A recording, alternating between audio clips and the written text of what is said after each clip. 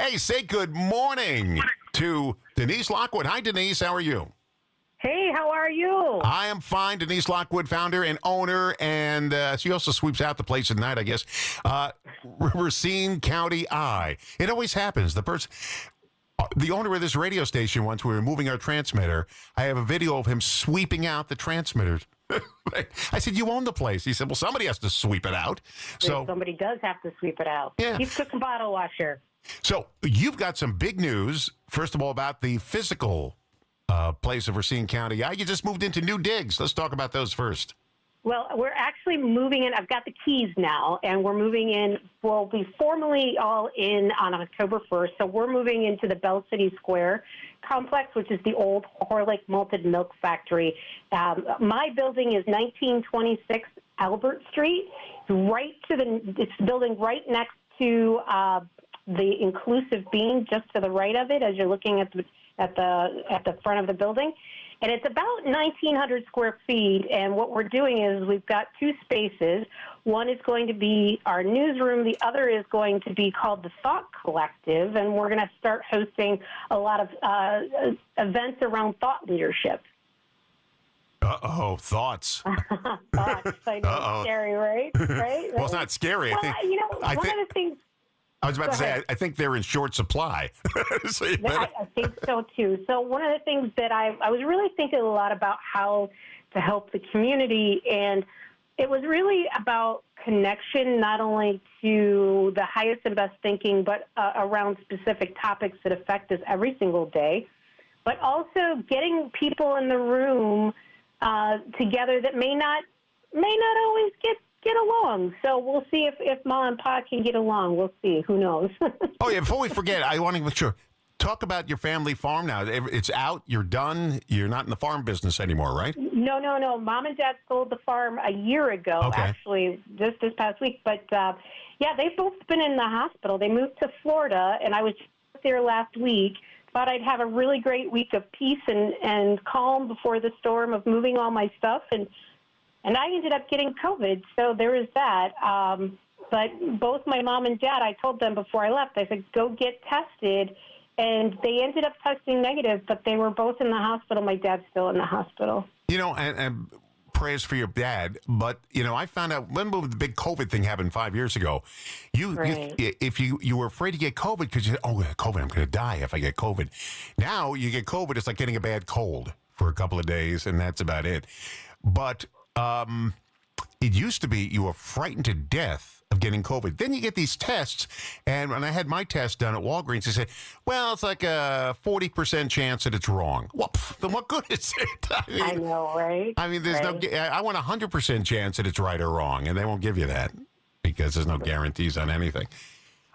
Talking about COVID and being well, you are sponsoring the Wellness Expo coming up on September 30th at the Fountain Hills Banquet Hall. It's called Aging Well, the Aging Well Expo. And I'm in that age group now, believe it or not. Me too, actually. I'm 55, so I'm getting to that point where I need to pay a lot more attention to how I'm aging so that I can make sure that I'm a consistent thorn in my parents' side. You know you're getting old when you sneeze and your back goes out. Yes, right. Or you sneeze, go, ow! Yeah, so Aging Well is an expo for people, and it's free, by the way.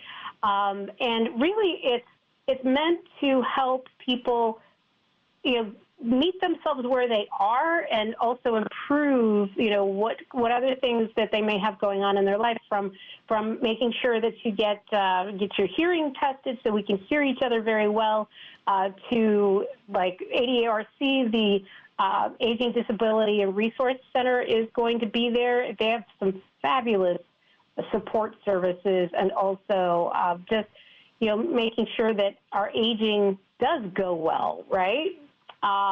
We also are going to have everything from window companies to leaf guard and things along that line.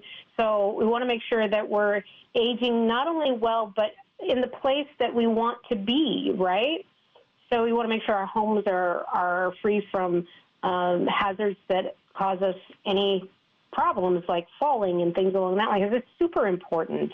super important. I knew I had my first, when I was a senior, I knew the first thing that came to my head is when I was going to the movies and there was a parking spot, senior parking. And I said, well, I can't park there. I said, wait a second, I can park there. And I pulled in and because I don't have any gray hair. So I'm waiting for the person to give me a dirty look for parking there. I was going to say $20 says I can park here. And nobody took me up on it. But I was hoping to make some quick money on that one. Here's one of our news partners, Racine County Eye. Denise Lockwood, owner, founder of Racine County Eye. And what are some of the stories we're keeping an eye on? Because there's always something changing around here. And you said Microsoft is one of the top stories now. Absolutely. Yeah. So Microsoft, you know how they have the property out in Mount Pleasant, and they're actually they're shifting the expansion of that property. Now they're looking at a second data center in Caledonia. It's a property that is right across the street from the We Energies plant on Highway 32. And what's really interesting about this particular property is We Energies owns the property. And the reason why they own that property is primarily because a lot of the people that used to live around We Energies, their land was contaminated. They had molybdenum in their water. There was a lot of issues, and I covered that for quite some time. And now there's about 250 acres of property that used to be owned by residents of Caledonia, now owned by We Energies. Now they are looking to sell that property on contingency of approvals for the data center. And the timeline is very preliminary at this point, and I want to make that very clear. There was an open house last night. There was also a public hearing on Tuesday night, and there's a lot of pushback around this. So now, it sounds like Aaron Brockovich, the way you described the land. It's just like that movie. So yeah. What is Microsoft? Now, by the way, the Mount Pleasant land was owned by the Chinese company. What was the name of that again? Foxconn. Foxconn. And that was a big bust because what happened? I mean, the president was out there with Governor Scott Walker. They were talking about the eighth wonder of the world, and nothing happened. Well, okay, so there's a qualifying statement, and one of the things that in journalism we're very precise with our words. So I wouldn't say nothing happened because something did happen. It just was definitely not the footprint that was as presented. So there were 3 phases for the Foxconn property, and they did phase 1, which is where the globe was, and then they also had several contracts. They're a contract manufacturer, so they do contract manufacturing for like Apple and a lot of companies that are GE is another one that they do a lot of work with, and they didn't build out to what they had initially planned, primarily because they weren't able to get suppliers in their supply chain to come to the area. They also had issues with the market really tanked right as 2020 kind of, did what it did with COVID, and the market fell out, and so they had to really adjust. But there had been problems even prior to that with Foxconn, so it's been an interesting ride on that. So story. What is Microsoft going to do? I mean, Microsoft is already in wherever they are, and they're doing a great job. What are they going to do in our area? So these are data centers. So anytime you search the internet, or you're doing things like with AI, and a lot of this is being fueled by the expansion of what's happened with AI. And AI is artificial intelligence, and we're using it a lot more than I think we are aware of. And so that's what's fueling this demand for having these data centers to handle that data load, right? And so it's very much the same type actually, I wouldn't say it's the same type of, but it's very much the same concept of like when we had telephones and you needed telephone lines, and so you had to make sure you had that infrastructure. This is the same type of infrastructure that's needed to handle the load that's happening. You know, where I bank at State and Main, my bank is there, and it was owned by Foxconn. They bought the building, and this whole first floor, the bank is on the first floor, but the rest of it was going to be a special Foxconn demonstration center, and they cleaned out everything. They got the tenant out. They got everything, and it just lays in rubble. Nothing was done with it after all these years. It just lays there looking ugly. That is something that I've heard quite a bit. That's actually another storyline that I'm going to be focused on over the next few months. There's a lot of development story that's going to happen now. Now, I think the thing that you need to really pay attention, especially if you're living in that Caledonia area, there's a couple of different pieces to this puzzle story-wise. One is, how are they going to use that property? What kind of environmental impact is it going to have? You also have the impact on taxes. So one of the main issues we often hear about is our property taxes are too high, right? This, if it is approved and goes through, and it's very preliminary right now, it will shift that tax burden onto more industrial type of tax base. From right now in Caledonia, about 2% of the taxes are paid for by industrial properties. Now, with this, if it would shift to 10%. Now, there's a lot of yin and yang to this project. This is also a very big disruption of that use of that land, because there's literally farm fields and wetlands in that area. So is Foxconn involved in anything, or are they completely done now in Wisconsin? No, they still have the Globe. They still have some operations that are literally on the property in Mount Pleasant.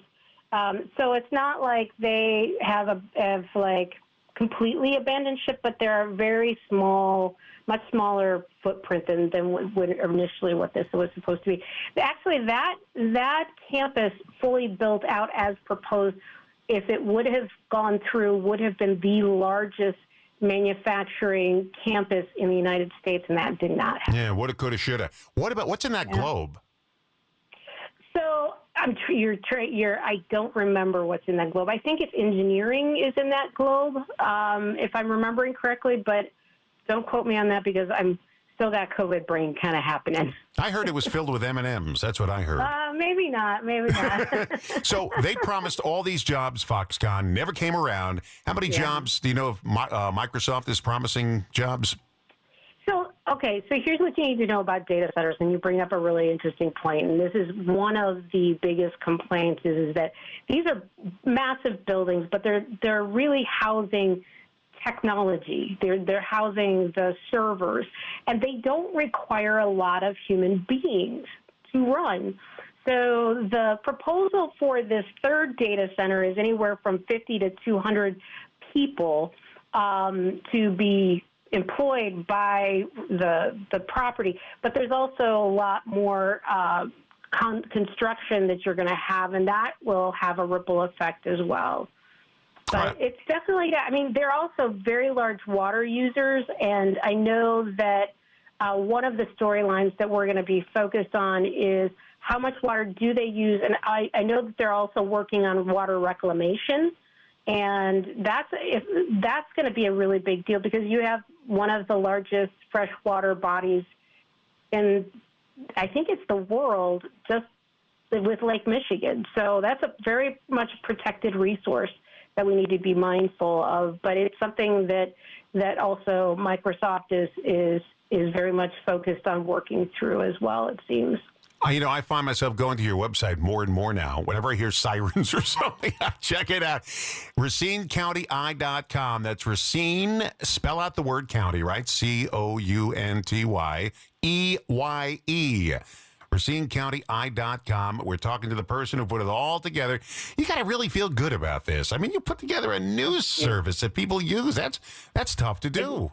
And it is tough to do, especially in this current climate. Yeah. But, we've been around for 12 years. We have 186,000 human beings that come to the website every month, which ends up totaling. Last year, we had 1.3 million human beings on the Racine County Eye last year. I like the way you qualify that. Human beings. Human beings, yes. That we're not counting the dogs and the cows that go on watching. Not counting the dogs or the cows, right? Because you're from a farm, so we got to discount all those animals. It's just human beings. RacineCountyEye.com, RacineCountyEye.com. Don't forget the Aging Well Expo is coming up, and I've got all the information right here in front of me. That's at the Fountain Hills Banquet Hall on Durand Avenue. No. Fountain Hall. Fountain Hills. Fountain Hills, yeah. It's Fountain Hall. And so Fountain Hills is an apartment complex, so I just don't want to make sure it gets its first they typed it wrong. Yeah, no, it's okay. It's all right. No. Grace, friend. Heads will roll. Faith and grace. I got you. Unfortunately, it's our president of our company, so heads aren't going to roll, I guess. Okay, it's the Aging Well Expo, Tuesday, September 30th at the Fountain Hall Banquet Hall on Durand Avenue from 2 to 6 p.m. Admission is free. Vendors are going to help you stay active if you're a senior. Even if you're not a senior, stop by because we all have parents that are aging, and someone's got to, watch out for them. And it's so good to have you. Next time you're in person here, when we make sure you feel better. I would love that. Yeah, you're in person here. We'll save you a parking space outside. All right, sounds good. Keep well. Prayers for your dad. Good luck for your parents, and everybody should feel well in your family, okay? All right, thanks. Thanks. Denise Lockwood, Racine County. I love it.